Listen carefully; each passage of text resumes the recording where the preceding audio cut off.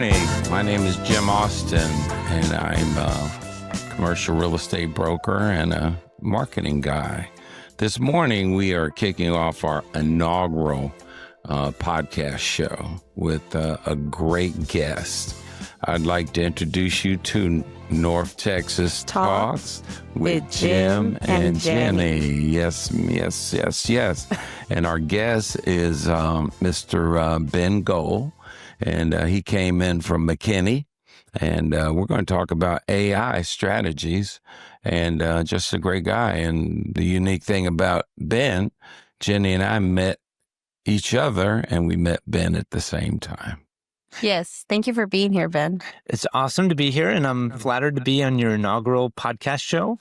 I think this is awesome what you guys are doing, and I wish you the best of luck with finding awesome conversations. So what I did immediately after the session was over, it was a real estate session. Some of the biggest commercial real estate brokers were in the house, about 40 of us, and Ben presented to us what the future of AI was. So immediately after, I went up, got his contact, and we talked twice, had meetings on the phone, and we said, hey, we'd like for you to be here for our inaugural kickoff of our podcast, sir. Yeah, and I found that when I spoke to your group, it was really a wonderful audience, that people were very engaged. And, sometimes for certain people, AI is scary. And I always find that when you start using the technology and you learn what are the different use cases and how you can actually use it to improve, to be better at your job, better personally or for education, that people get a little bit less scared of it. Although it is a little scary when you think of the future and the capabilities, but my recommendation is dive in, and then at least as you understand it, you can figure out how to use it for yourself, how to navigate this changing world. Definitely, because I do see that I was a little resistant to it just because I didn't understand it, like you said. But once I started implementing it in my business, it just helps me so much by cutting so much time and getting the answers immediately, and so much brain power that I'm able to save in some ways, in the minor things, right? And that's the key, is to understand that AI is, if you use it correctly, it can take your drudgery. Yeah. That is, for example, instead of spending 3 hours researching, you can research in 15 minutes, but you can take that 3 hours and get a value of analyzing. And so your time is spent on more focused activities than just drudgery and boring stuff. So you can think more strategic. Well, you're an expert. And I got that from that session, and I learned so much. And we use AI in my business because, as you said, it saves time. And you and I are going to be working on doing a workshop over here in Fort Worth at some point. We're pulling that together. But I'm so glad that you can be here with myself and Jenni, because what we're doing is sharing this power of AI with the rest of the world through Ben Gold. Well, I'll say that my focus as a strategy consultant is I help organizations responsibly deploy AI. There are areas of privacy, security, and safety that individuals and organizations need to be aware of. And so it's important that when you do deploy, that you have a company strategy that is communicated well with the employees, and that you help. It's more of a cultural and a business flow. So I'm also the executive director of an organization, AI Connects. My business partner, Dan, always says at every event, and I agree, AI is 95% business, 5% technology. And I add to that it's cultural. So if you can get people to embrace it, then you can help organizations to actually be more productive. People can be more collaborative. And that's the vision. It is sometimes where, there are some people that are a bit resistant to it. And very large organizations, they are using AI to cut headcount. So I would say that generally smaller companies that are up to 100 employees, they're usually thinking, we want to make our employees better. We want to sell more with what we've got, as opposed to hiring new headcount. Can we add new clients, add new opportunities, or go after more business because now we're more efficient in what we do? And what would happen to those business owners that refuse to use it in the future? Like, just do people talk about that? Because I know there's, people that are head on and are embracing it. And like you said, making the system run more efficiently. What happens if you don't? So I don't want to sound like a doomsdayer. No. But I tell, when I go into companies, I say by 2027, there'll be 3 kinds of companies: AI emergent, AI native, or out of business. Wow. And what I mean by that is that if you think of you're beginning your journey, we say it's an AI beginner. And the way I teach are 7 different steps. And it's first, you have to have, from an organizational point of view, a CEO that says, I want this. That's like the first thing. Because if you have an IT, I still find large organizations where the legal department, the information security department, they say no AI. Okay, well, you got to say you want to adopt it. Then you need to buy the tools, train your employees, and then look at your back-end data. Now, companies that don't do it, it's going to be, they're going to notice that they might be losing clients, because a company that's AI native will have a better customer success. They'll be able to communicate better. I'm not talking, some of these chatbots out there are really bad, but the ones that truly deploy it correctly will be able to onboard customers faster, give a better experience, use the data to make better decisions. So it won't happen overnight, but there'll be this moment where companies that don't use AI are going to wonder, they're going to have like a blockbuster moment. What happened? Yeah. And I got passed by.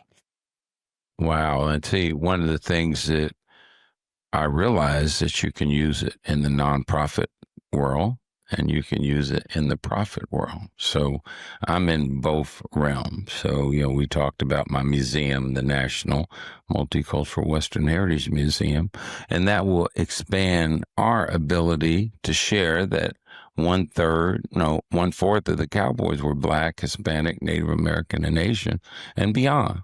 So as we sit here at the table, we're multicultural. Right. Hispanic, African American, and Caucasian. Yeah, Caucasian. Okay, so there it is. We're moving the dial forward, and Jenni and I are just so excited to be bringing this as our first show for North Texas Talks with Jim and Jenni.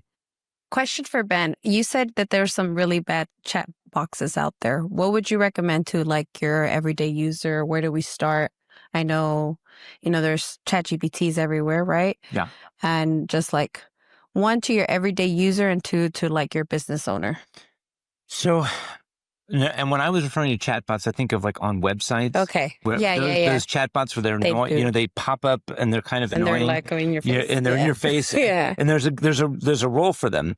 Now, when we're talking about a large language model, and that would be, there's really 4 big ones that are typically used. That's ChatGPT, Claude, Copilot, and Gemini from Microsoft and Google and Anthropic. These are the 4 big ones. There's a few other ones. There's Grok from XAI. But my recommendations is for individuals or small businesses is first start with ChatGPT, the paid version. Learn about, there's so many things you can do. It's more than just writing emails. So the biggest mistake people make is they say, I write emails with AI.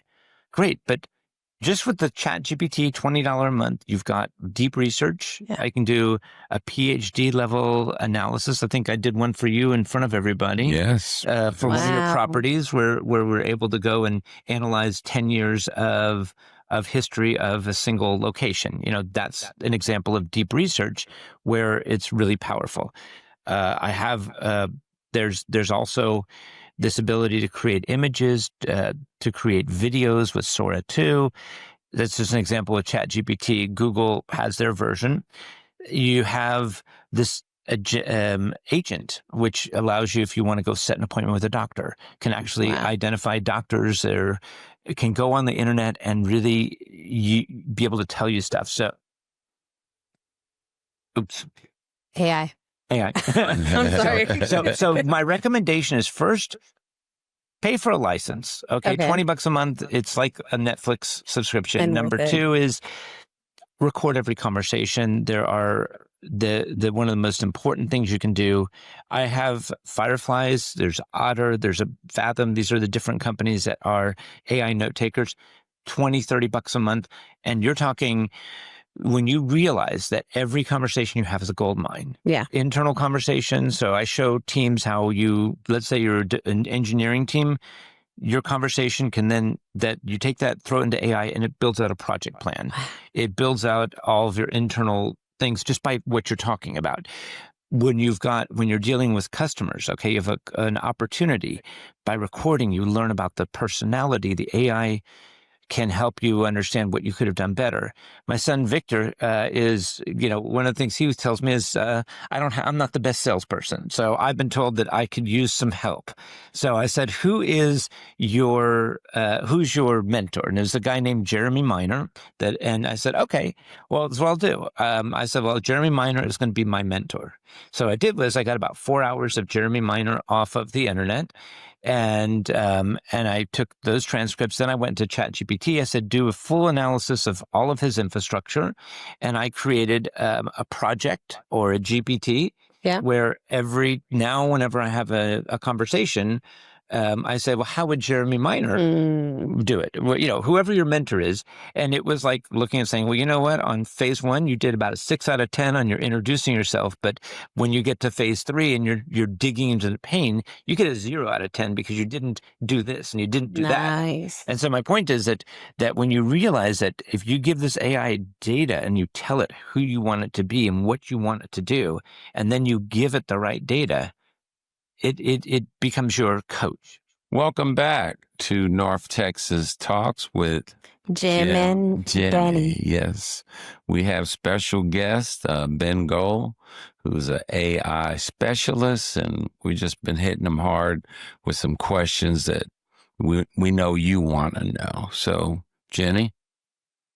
Well, Ben, I think one of our concerns was AI taking over, and maybe taking over how? What are people most scared of? So I'd say people are most scared of how it impacts their jobs. And one of the things that I tell everybody is you should use AI to find your next job and use AI to keep your next job. That's awesome. And that's really important because I actually, when I started in the space of an AI consultant, I started with job seekers.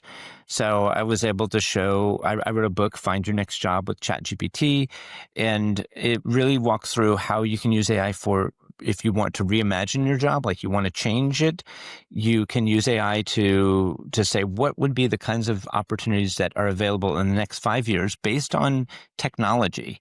Like maybe I know marketing, but what would be a profession based on my skill set and what I do that's viable, so that when I get it, I don't get let go in 6 months because the job is not valuable anymore. Wow. And so that's like, you can talk to AI about that, about your resume, about posting on LinkedIn or building out your profile, networking, or especially like when I have an interview, using a bunch of personality analysis to be able to understand about the interviewer. Now, one of the other things that I recommend for job seekers or people that are looking at switching their careers is, it doesn't cost you anything to be curious. You can subscribe to certain newsletters. I don't have a newsletter. I think that those are really, I respect anybody that has one because they're not easy to maintain. Yeah. But there are a few out there that I recommend. One's called Superhuman. Another one is called The Neuron. These are the two ones I generally follow. There's a few others. The point is I get headlines in my inbox, so I know what's going on in the space of AI, but also be curious if you're in HR, if you're in marketing, learn about the market, the AI technology. So when you're in an interview and you can say, you know what, I understand very much this is the cutting edge AI video editing. This is the cutting edge AI there's a big issue of SEO, search engine optimization. And now I was just at an event last week where I talked with multiple people and nobody agrees on this about what does that mean for AI optimization. So I don't go on Google anymore. I go on ChatGPT to get my recommendation. So I can bypass the search paid engine ads and all that. So then what happens is that now that's the next space. So we're Google, OpenAI, all of these organizations. They're now saying, well, you don't have to go to Google. You can just stay within our platform. And so that is truly one of the frontier questions. So if you are in marketing, learn about AIO. Okay, or AIEO, I forget how or AEO. They have some weird set of alphabets that are for that, but you get the idea. Yeah. And I think I have a question when it comes to like how much information and tonality and like personality I feed it, right? Because it needs to understand me and understand my thing. How much of that am I giving away? I don't know. I have a weird feeling with how much information of myself I give and how much it's going to duplicate me in some way and make my life easier, but also how much do I keep of myself? Because we don't know what the future may look like with AI. Or do you know? I wish I knew. I'd probably be a trillionaire. Yeah. Well, my thing, and one of my teachers was like, the thing that keeps me sane is that it doesn't have a heart or a nervous system, right? Yeah. Because we're still human. So you're bringing up a bunch of questions. I know. So one of them is, if the AI, so first of all, the AI knows everything about you because if you posted on LinkedIn, if you posted on YouTube, then pretty much every one of your videos, everything that you've written has probably been ingested in the overall training. Okay. So, but that's trillions of data points. So it's not like they're going to know. They know you. Exactly. Yeah. But so I always tell people like, I don't want to upload my resume because then the AI is going to know who I am. And I'm going, are you on LinkedIn? Mm-hmm. I think you're already there. So don't worry about that. Now, there is this question about when you tell your deep, darkest secrets and you upload that into ChatGPT, is ChatGPT going to share those with other people? Technically, they say that they don't. They say that this will, that they're not going to use, if you can ban it from using your chats for training data. Got it. However, if somebody were to hack, I mean, there's no guarantee that somebody wouldn't hack and somehow be able to see individual chats or prompts. But again, that's, the big companies are all telling us that our data is saved. There's some issues there, and I wonder if it would get to a point where they use it at like trials and legal and stuff, because a lot of people are using AI as your therapist, right? And as your like confidant. And that's something else that we talk about. So I teach I have also educational clients. And so one of the things that I talk about with teachers and students is AI is a fantastic coach. I'm not a big fan of a therapist. Yeah. Unless you have a very specialized program or app that has really strong guardrails. There's a case right now against ChatGPT of a kid that committed suicide. And even though technically the ChatGPT interface says when somebody talks about suicide, it says, call this number, you need help. The argument, that's not strong enough. There should be some sort of notification to somebody to say this guy is really in trouble. And so a lot of these apps that exist would have that. And so that's like one of the dangers here. And there's ways to bypass the controls, which I don't really want to talk about here. I want to show people how to do it. But the point being is that you really would want, when it comes to therapy, I'd want to use something that's been thoroughly tested, has strong guardrails, so that the advice is good. Yeah, that's solid. So Ben is letting you know that whether. If you're planning to be in business in the future, you need to get you a $20 account so that you can start using this and finding out. Most of you that aren't familiar with the internet and digital marketing, just go to your kid and they'll show you exactly what you need to do to get connected. And it helps you move forward. I'm a serial entrepreneur. I have 6 businesses, I told you, and each one of them will apply and use this for sure. We will use this to expand North Texas Talks with Jimmy and Jen. With Jimmy and Jenni. Jim and Jenni. Yeah, so JJ, you know, right here at the JAO podcast studios. And if you're thinking about wanting to do a podcast, reach out to my office, Jim A at Jim Austin Online, or Jenni, and we can help you do that. What happened yesterday with Amazon Web? You know, going down. I mean, everybody is saying Amazon controls my website and all these TV shows, and you couldn't send an email, you know, in your mind as being involved and knowledgeable about social media and the internet.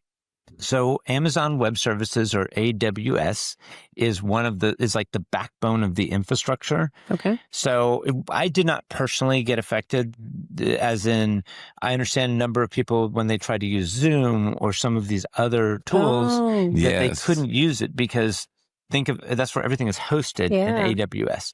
So that shows the fragility if somebody were to take down. I mean, if you think about it, like when I'm driving on the road and my GPS doesn't tell me when to turn, I get really like, wait a second. Where am I going? Where am I going? What am I doing? You know? Yeah. I mean, I lived for 45 years without having to worry about somebody telling me where to go. I used to have a piece of paper, but now all of a sudden, sense of direction. Or a sense of direction. But now it's like, and so these are the kinds of things that as we get more and more dependent on technology, you could argue that is one of the dangers. Like, for example, I am 3x more productive post ChatGPT than I would be as, you know, without it. Yeah. Like I can get 3 times more stuff done, maybe 4, hard to say, because I write an email in 1 minute instead of half an hour. I am able to just do a lot more. The question is, though, if all of the AI went down, all of a sudden it's like I would suddenly say, what do I do? Okay. You know, oh my God, I got to write an email and just write an email, you know, and stuff like that. So, so that is that part here about, it does show the fragility that if AWS somehow were to get hacked or if there was an attack, then suddenly this stuff that we depend on might not be there. And we, Americans, didn't even realize there was an Amazon Web, you know, and that's a rude awakening when you go to someone's email and you won't come through, or you're doing a Zoom and it's out. So it's kind of scary. You know, but do you watch the football games? AWS has like all those ads all the time about the football stats and the fact that they, you know, Airbnb and I think Fox, you know, they all are hosted on AWS. Sure. So that's another conversation for another time. But I'm going to let you ask the last question. Okay, last Jenni. question, and it's going to be, since you're an expert, what would you recommend our audience for like the top 5 uses or 3 of AI, like for your... Oh, that's a wonderful question. Yeah. Top use is always going to be for your text, like let's say everything from presentations, emails, proposals. That's going to be your basic use case of always running that through AI. Second is research, using deep research to save you hours of finding what you're looking for. I think that for video and so text to image and text to video are now really growing. So if you're looking at social media, you're able to use that. And the final one, which I think is very much overused, I mean, there's a couple, let me say 2 more. One is data analysis, looking through spreadsheets, uploading them, seeing trends, and those abilities. And I'd like to talk about the last one, which is just using AI as your coach. If you do share what you're looking for if you're doing a particular initiative or you're trying to rethink, explaining to AI and saying, hey, you're Tony Robbins, you're my business coach. I'm thinking of creating this business. And you say, what questions do you have for me? So I kind of have this, like, what are your questions you got for me? I'll then, you know, answer them. Matter of fact, last week I was at this amazing event where one of the speakers was like, actually, you say, ask me one question at a time. and give me the top 3 questions. And then it asks a question, you answer it. It asks a Right. question. And after you've answered all the questions, it then can lay out for you your strategy. Wow. What a game changer, right? Yeah. Ben, where can people find you? What platform are you the most active? And how can an organization, a business hire you to be the consultant or the strategist? So you'll find me on a couple of different places. LinkedIn, if you look up Ben Gold AI, if you type that in LinkedIn, you'll find my LinkedIn profile. I post 4 or 5 times a week. I have my website, bengoldai.com. I'm also as the executive director of AI Connects, and that's AI Connects with an X at the end, .ai. That's another area where we're very active in the North Texas area.